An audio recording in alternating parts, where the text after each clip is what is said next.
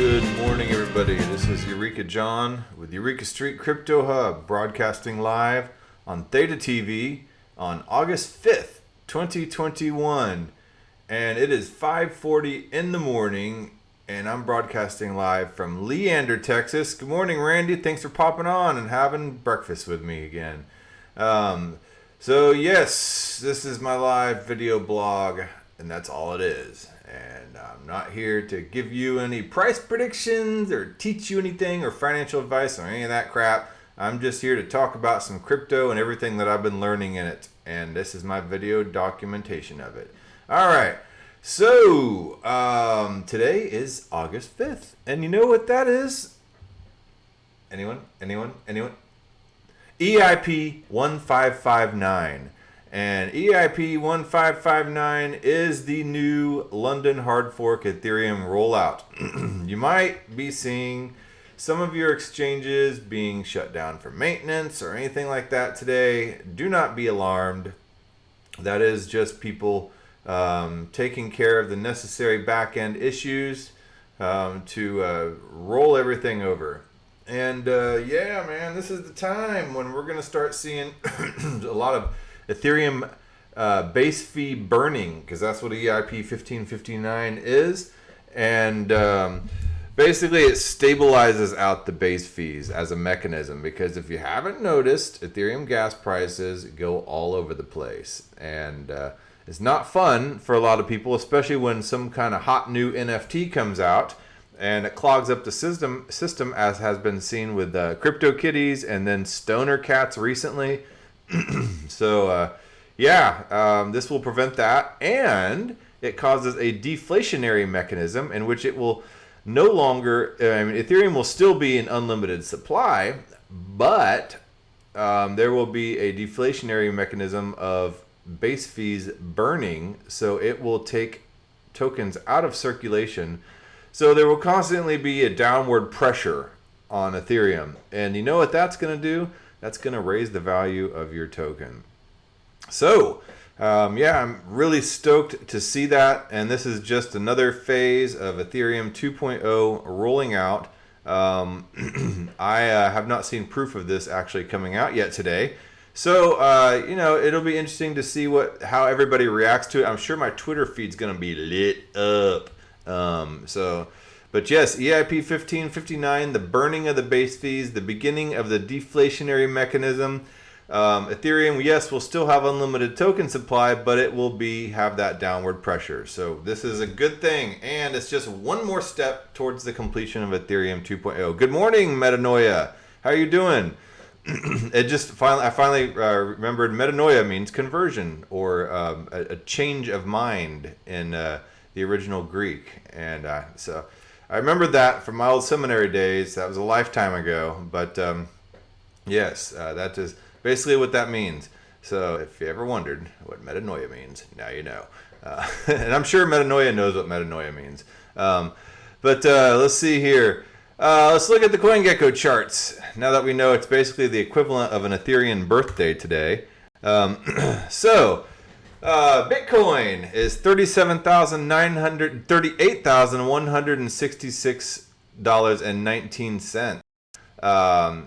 It's funny because this is the first time that Ethereum has been getting all the action, and Bitcoin is just kind of sitting there on the sidelines. Maybe Bitcoin has a back problem. I don't know, but Ethereum is kicking, and Ethereum is at 2603. So this is pretty cool. I want Bitcoin to do well too, because I'm an avid Bitcoin supporter as well as an Ethereum supporter. I'm not on Team Bitcoin or Team Ethereum because I like them both. I can't say I like all cryptos. Cardano's kind of on my shite list right now, but I do like several good projects with amazing fundamentals. So let's see here. And then we have Tether at 98 cents. We have USDC at $1 and Binance USD at 99 cents. So, stablecoins, I've mentioned several times, we have 3 stablecoins in the top 10. Why? Okay, is it just because people like stablecoins? Is it because people are sitting out of the main crypto pool and not buying and trading and taking a break? I'm not sure. I mean, I can only speculate as to why stablecoins would be 3 of them in the top 10. However, I did see an interesting tweet over here, and this is Rune Christensen of the MakerDAO Foundation. Now let's go back to the beginning and let's listen to what he says.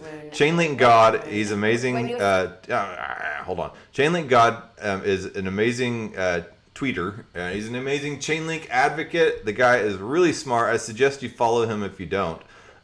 You can learn a lot about Chainlink just by following him, and Chainlink is definitely one of my dollar cost average tokens that I buy on a regular basis, and I have been for a long time. And yes, so it's Chainlink, THETA, Bitcoin, and Ethereum are my top 4, and then I'm about to start dollar cost averaging into the Graph token as well, because after a couple days ago and seeing what's going on with the Graph, I'm fully convinced that the Graph is going to do wonderful things. Let's see here. So Bloomberg pulled the rug the second Runekek mentioned the growth and adoption of the USD pegged decentralized stablecoins. Clearly intentional, the establishment's preferred narrative is the only accepted narrative for the masses. Financial independence need not apply. So why is this an issue? Why can't he talk about stablecoins? Why do the banks and the financial institutions not like people to know about stablecoins?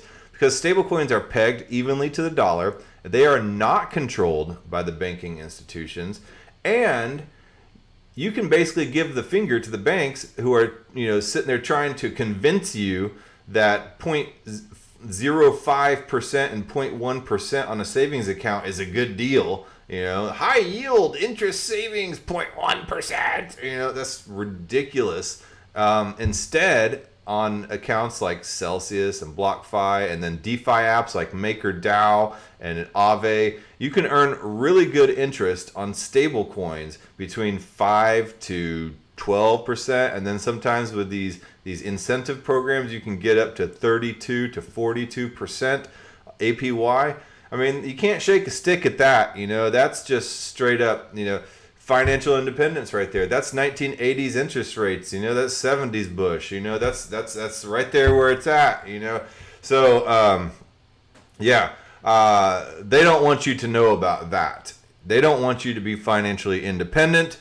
So let's listen to what old Rune here has to say. And Rune is like I said, he's the founder of MakerDAO, and MakerDAO is a DeFi application where you can lock up your Ethereum as collateral and you can borrow DAI stablecoin against it. And DAI stablecoin is a decentralized stablecoin pegged to the dollar, not owned by any one institution.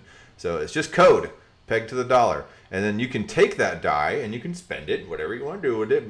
Buy yourself a Porsche, or you can put it into other DeFi protocols like Aave and lock up that DAI on Aave, and then earn interest on that. And Aave has a Matic program going on where you can even get Matic Polygon tokens, and then and then you can borrow against that DAI, and then put it in somewhere else. But then you start leveraging yourself, and that gets a little dangerous. But I'm just saying, it gives you the choice to do that, and the SEC and the banks do not like that. The banks, they like to abuse you. They like to convince you that 0.1% is an amazing deal. They like to charge you those NSF fees because it makes their wallet fat, even though you're struggling paycheck to paycheck. And this is your way around that. This is your road to financial independence, and they do not want that. The banks can only treat people so bad for so long before people start finding alternatives. And all this stuff, MakerDAO, Aave, Bitcoin, was made because the banks abuse people. The credit system abuses people. You want to see your credit score? Well, that's going to give you a nasty mark on your credit just by looking. That's ridiculous. Oh, you have to pay to see your credit score, your real one. You can see this Credit Karma crap over here. Now, if you want to see your real credit score, you have to pay, and that's going to cost you a nasty mark on your credit.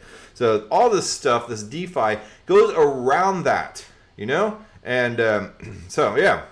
Anyway, so let's see what Rune has to say to Bloomberg, and let's see why they shut him off. Let me make sure this is turned up. Okay, and here we go. seeing it in practice being used by certain countries that, of course, fight significant inflation issues and erosion of the value of their currency, but then suddenly US lawmakers are involved. How are you having these conversations with lawmakers worldwide? How do you think the narrative is going? Yeah, so, I mean, in Meta, for years, we've been completely convinced that the future of DeFi is applying this technology to the real world and to the real economy to really see the benefits. And to do that, you need regulatory clarity. So I'm actually really excited that we're finally seeing sort of political will to bring this conversation forward. And I mean, in Mega, we've been talking to regulators all over the world for years. You know, and I think what's actually particularly interesting is that the conversation seems to be specifically focused on stablecoins. And that makes perfect sense because stablecoins are really sort of at the center of DeFi because of all interconnected. And, you know, one thing to note is if you look at the landscape of stablecoins today, right, 99% of them are US dollar based, right, including MakerDAO's stablecoin. And this is actually a huge deal. I mean, this is the process of dollarization playing out in this. Where'd he go? Rune there. We'll see if we get him back. We seem to have lost Rune there. You know, I mean, they do not like that. That's absolutely intentional. They didn't just lose Rune and go to the desktop. I mean, yeah, he's talking about the dollarization of the stablecoin and the decentralized dollar. Sorry, Rune, you can't go there. You know, so we're just gonna go ahead and pull the plug. Okay. Oh, sorry, technical malfeasance. That's kind of what's going on over there. I watched yesterday a roundtable, I guess, interview with the Defiant put it on. It was Camila Russo, Chris Bleck, Robert Leshner of Compound, and Rune here of MakerDAO, and then Hester Pierce of the SEC. And they're all talking about regulation and regulatory steps, and they're basically saying, look, you know, this is the inevitability of the technology. It's going to happen. You know, we want to work with you, the SEC, to try to figure out some kind of workable solution. Of course, we want it to be completely anonymous, and you know that because that's what DeFi is. You know, is the right for somebody to just plug in a wallet without you giving all your information, plug it into the website, and do your little work, your finance work on the internet, and then be able to unplug, and then that's it. You know, and it should be everybody's right to manage their own finances that way. But so where was my train of thought going? I don't know. It was a really great roundtable interview, and Hester Pierce, to me, she seems sincere in wanting to help out, you know, the DeFi world, the people that want this innovation and progress. However, I can't help but give a little side eye and be like, is this a good cop, bad cop type of routine? Because, you know, man, it's like, you know, hey, man, are you cool? You know, so that's kind of how I was approaching it, because I don't know about Hester Pierce. I mean, she seems like she's got good intentions and wants to kind of be the cheerleader for all the DeFi people, and you could clearly tell there was a distinct difference in Hester Pierce and her little woman suit, and you know the big SEC shield behind her, and you know she's all official, you know. And then everybody else going, "Hey man, you know, like talking to her, trying to talk to her about DeFi." So there was clearly a distinguished difference, and it's like. She's like the hall monitor going to go talk to the teacher on the student's behalf. So, I don't know. So, Metanoia says, yesterday you were in the past, today you're in the future, August 8th. What is August 8th? Can you enlighten me? August 8th. Oh, yes. Oh, shoot. Yeah. Right there. Thanks for pointing that out. Okay. Right there on the date on my screen. Oh, man. You know, I did this last night so I could make sure I had the right text up there. And what is today's date? August 5th. There we go. And it was late last night. And I was full of pie. caramel and chocolate pie, and I must have had sugar delirium because I probably shouldn't have ate that right before going to bed either, because I woke up this morning with like a sugar hangover. Anyway, so back to crypto. Let's see here. August 5th, 2021. All right, so back to CoinGecko. Let's see here. So we have Uniswap at 2262, Polkadot 1837. Let's see here. Chainlink 2318, Bitcoin Cash 528.77, 36.78 Solana, and that's another one I'm going to be jumping into as well. Polygon $2, Stellar 27 cents, Theta Network 636, and let's see what. Oh, okay, hold on. Aave 3. What the heck happened to Aave 350.15? That's awesome. I got everybody's on board for the pie thing. Randy sounds good, and Metanoia is like, "Ha, pie is good." Yeah, it's a one-way road to Diabetesville. So Theta is a 636. So let's take a look over here on Theta Network. So Theta Network, the Theta 3.1.2, something like that, rolled out and has been fully implemented. But the amazing thing about Theta Network right here is THETA Blockchain is now accessible through the Metamask plugin. So, on your Metamask, you can plug in the THETA RPC. Now, I've shown you guys how to do Matic, Binance Smart Chain, and a few other RPCs here on Metamask. So basically, all you have to do is here. Let me open this and get you guys the lowdown. Okay, so expand view. All right. So in order to, Metanoia made a Metamask first for his first time, or her first time, or whatever, yesterday, and so welcome to the Metaverse. With this Metamask, you can plug into any Web 3.0 protocol and Metaverse that is available. You can go into crypto voxels, you can go into Decentraland, you can become a part of the Metaverse. And in a way, it's a red pill. It is one step towards your road towards financial independence. You can plug this Metamask wallet into MakerDAO, you can plug it into Aave, you can plug it into Compound, you can become part of the decentralized, financially independent cryptoverse. I don't know. Anyway, so if you want to see, but the thing is Metamask is really only good for Ethereum blockchain because it's built by consensus and it's made for Ethereum. However, you can do other things in other blockchains on Metamask. You can do Matic, which is Polygon. That's a layer 2 solution because Ethereum is slow, it's clogged up, it's expensive with the gas, and so there are layer 2 solutions that allow you to do things really quickly and really fast. And then when you want to settle out finally and transfer out of Ethereum blockchain, then you can settle back down to the Ethereum blockchain and pay that one-time gas fee. But anyway, THETA Network, my other favorite blockchain, is now available on Metamask. So you can import your THETA account on there. But first, before you import other blockchains to the THETA network, you have to set up your custom RPC. So as you can see here, I set up the XDAI one, and that's what I do the POAPs on. I've set up the Huobi one, Binance Smart Chain, Matic Mainnet, Energy Web Token. You can set up other ones as long as you go through and you plug in the correct RPCs. So here's the custom RPC, and you would set the network name, the RPC URL, the chain ID, currency symbol, and the block explorer. That's optional. Those last two are optional. But you can say, well, where do I get this information? It sounds a little technical. It's not really that bad.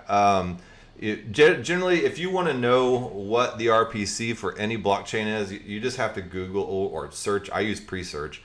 You have to use a search engine and say, Matic RPC or THETA RPC now, or whatever, Binance Smart Chain RPC, and to fit into your Metamask. And just be sure to put Metamask in that search too, like Matic RPC Metamask. And then so here is now the THETA one. So you would plug in THETA mainnet, I'm going to be doing this later. I haven't had time to yet because I want to make my Theta wallet here compatible. So chain ID 361, currency symbol T-Fuel. I would need to see which one it is for the Theta token itself as well, because this is just for T-Fuel. Oh, no. This should be good for Theta token as well. So you would do one for T-Fuel and then one for Theta token. Oh, no. See, I'll have to look into that. I think you should be able to do both. And then I could actually put my Eureka tokens, my EKA tokens on there too, because I did mint my own Eureka token on the Theta network. So your Metamask extension should now show that it is connected to Theta and mainnet. Next, in the Metamask settings, click Import Account and add the Theta wallet. And this is where you would import your private key or your seed phrase. I can't remember which one it is. It's one or the other. Or your JSON file, because Theta gives you a JSON file. And then, then you could just go in and just start adding all your different tokens. Big Dog, 2020. Big Dog is a big Theta gnome. The Theta gnomes is what they call it. The Chainlink Marines, Theta gnomes, XRP Army, the Ocean Navy. Every token seems to have their tribal little mascot. So there you go. I'll put this link in the description in case you want to know how to plug the Theta network into your Metamask account and do it from there instead of just using hold on, let me show you guys where that well, phooey. All right, so let me go here. There. Is it not? So let's see here. There's my Theta wallet, and there's my Metamask wallet. And there's my Zilliqa wallet, and there's my Cardano Yoroi wallet. But yeah, so that's cool, man. So Theta's now at that point. I know everybody and their dog is going to be talking about EIP 1559 today. So I just kind of wanted to talk about some other stuff, and because that's all you're going to hear today is EIP 1559. And I briefly touched on it, but that's all I want to do today on it, because you're going to get an overload of EIP 1559. So Anthony Sassano here. Once EIP 1559 goes live, you'll be able to watch ETH being burned at any of these websites. And I will link this Twitter tag here. Anthony Sassano is a good one to follow. He's so deeply into ETH on his podcast. If you are kind of a new person in the Ethereum space, Anthony Sassano might be a little difficult to understand at first. But is an amazing podcaster about the Ethereum blockchain. So I will put this Twitter tweet, I guess, a link in the video description so you can follow that. Gold Telegraph said, Cambodia aims to wean of U.S. dollar dependence. Cuban banks will no longer accept U.S. dollars. Russia says it will remove dollar assets from its wealth fund. And world's largest pension fund cuts U.S. treasuries from portfolio. This is all since the beginning of June.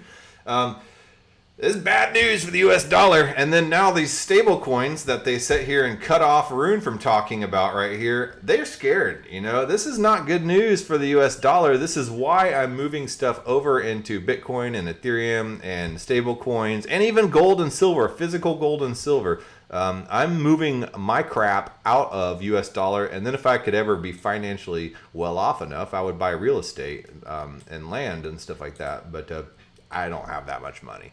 I'm pretty much a plebe. I'm a peon, and but whatever. I do what I can with what I have, and hopefully one day it will turn into a family fortune. So let's go down to this another one that I've been meaning to talk about for several days. It's just there's all this other stuff that gets in the way. Let's see here. Where is it? Where are you at? Okay, no, that's the graph protocol thing and the Metaplex. Okay, here it is. Okay, now this blew my mind. Okay. This is just an idea, and this is one thing I love about crypto Twitter, which I talked about yesterday. It can be, it can be a blessing or a curse. You can find amazing stuff on Twitter, but you can also sit here and just find a lot of crap. So let me follow this guy, Shady Cloaked Coder Jeff. Is working on a DAI-like stablecoin design that's not pegged to the US dollar, since the US dollar is completely going in the toilet, but to ETH BASEFEE. And now that there's EIP 1559 coming out, where the ETH base fee is getting burned to where everything will be a little more stable.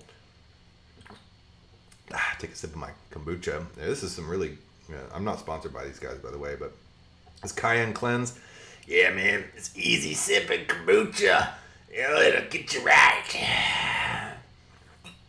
All right. Anyway, working on a new DAI-like stablecoin. Oh, it hits. Working on a new DAI-like stablecoin design that's not pegged to the USD but to ETH base fee. The great part, doesn't rely on oracles. Independent unit of account unrelated to the currency economy of any nation. So it's not dependent on any nation. And the gas token-esque doesn't rely on gas refunds. So here's the thread. Context. Ethereum is introducing a base fee parameter in EIP 1559 with London hard fork. It's supposed to be going on today. So base fee is unpredictable. Users cannot plan ahead. EIP 3529 reduces gas refunds, and I'll check out EIP 3529 here in a second. Most importantly, one base fee equals one base fee. Stable, and the base fee is a stable amount of ETH compute can always be purchased using the fee token. So the bare minimum use case of fee. A token pegged to base fee can be used as a hedge, like the Chi gas token on 1inch, that can help reduce the gas fees by eliminating unwanted or unneeded clutter on the block transaction. And then 2, meta transactions are better denominated in terms of base fee. And then 3, fee can be used as a means of exchange and potentially even a unit of account or store of value. So then it gets into the little nitty gritty of it. Users lock X ETH in a contract and mint Y base fee tokens, where X is divided by Y and is greater than or equal to C times the base fee. And C is the collateralization ratio. So it figures out how much you need to put up as collateral. And then liquidation is a redemption like Maker. So with Maker, I believe I haven't used Maker in a while, but last time I used it, you have to have about 150% over what you borrow. So yeah, so if you put in what would it be? $200, you could borrow. I'm so bad. I don't know, but you have to have a significantly larger amount put up as collateral to be able to borrow against. Base fee can double or half in 6 blocks, in double/half in 6 blocks, and C needs the collateralization needs to be large enough to cover the liquidation window of n blocks, however many blocks they decide. So the biggest difference from Maker, no oracles are needed, so there's no price feeds that are needed. So Chainlink is not needed. I think Maker uses Chainlink as its price feed to be able to get the price feeds from outside sources to know where the collateralization ratio needs to be. So base fee is available in the Ethereum virtual machine directly. So it finds that information in the Ethereum virtual machine directly. I'm assuming that might be through the graph, the GRT token. Interesting. So anyway, here is the whole GitHub on the base fee token, and we'll just take a quick look at that. But overall, I just thought it was a pretty novel concept. Whether or not it's going to be implemented well or not, that's a whole other question. So what was I going to look at here? Oh yeah, EIP 3529. Let's take a quick look at that. EIP 3529. Ta-da! All right, so EIP 3529. Let's see real quick. I'm running out of time here. So the reduction in funds. All right, so let's see here. Okay, eips.ethereum.org, EIP/EIP 3529.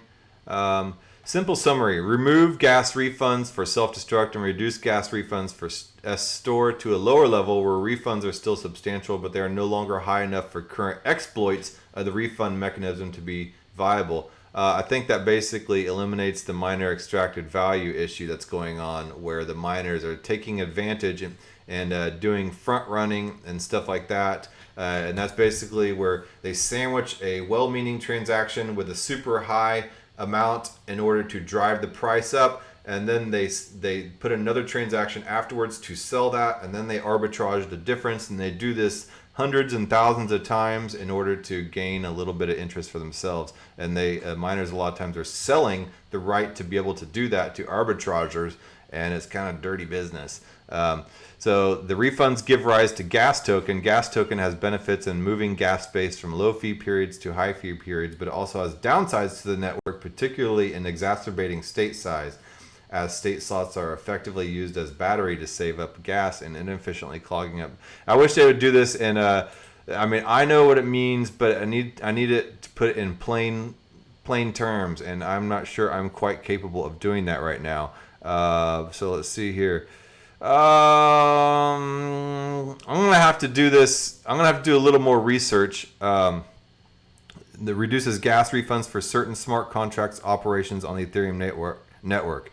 EIP 3559 lowers the refunds to eliminate current exploitations of the refund mechanism. The amount of gas used in a block can be up to twice the amount of its gas limit because of these refunds. So yeah, there's miners that are exploiting these gas issues. It gets pretty technical, but that's basically what EIP 3529 is helping to prevent.